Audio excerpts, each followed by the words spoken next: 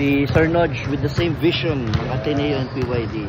Ay mga ka-winners, Magis Day from Cebu.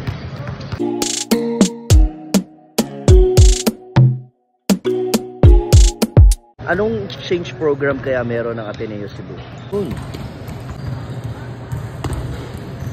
Sir John, anong meron? Anong exchange program ba meron to? Table tennis. So we have visitors here from Taoyuan. They came here to play and train with us. So tomorrow we will have a tournament. It's a under 22 because this is a junior high team. Pero yung level nito pang college na. Pang college, they're considered to be number 3 in Taiwan. Yung rank nila number 3. Merong isa nito na from that's a member of their national team. Talaga? Rank 1, the girl right there. Wow. Beside. Yeah. Diba? So they're really good team. So they're helping out our program. We are also helping them out by making a tournament. So in the tournament, Pocket tournament yan, Pocket coach. tournament. Ateneo de Manila will be coming, their college team. UC, USJR, the top teams of Cebu, and the top Sibiraa, our regional high school teams will be competing tomorrow. So we're very excited about that. This is the first and definitely not the last. Wow. Pero Sir John, di ba meron pa kayong ginawang parang outreach program? Yes, we did an outreach program.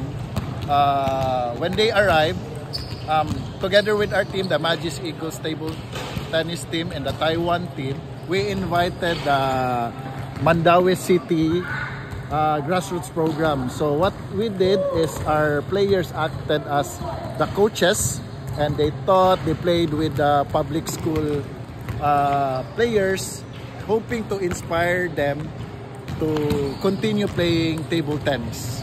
Pero you give scholarships, di ba? Yes, we do.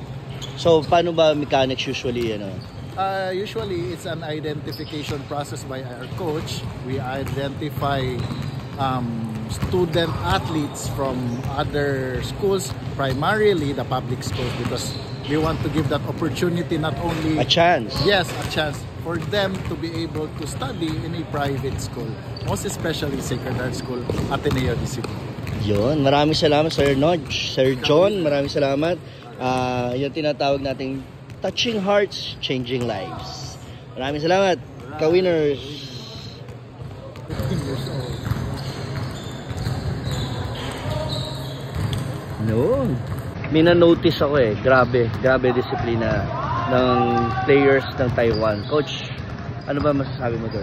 Yeah, so what we noticed, not only with this team but also with our other Taiwanese team that visits us here, is pag tinatawag sila ng coaches nila, whatever they are doing, stop automatic. They run towards their coach.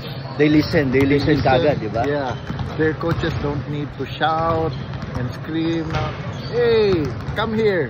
Wow, when they call, everyone here, everyone runs, stand straight, look at their coaches. So yeah, the discipline is really on a different level.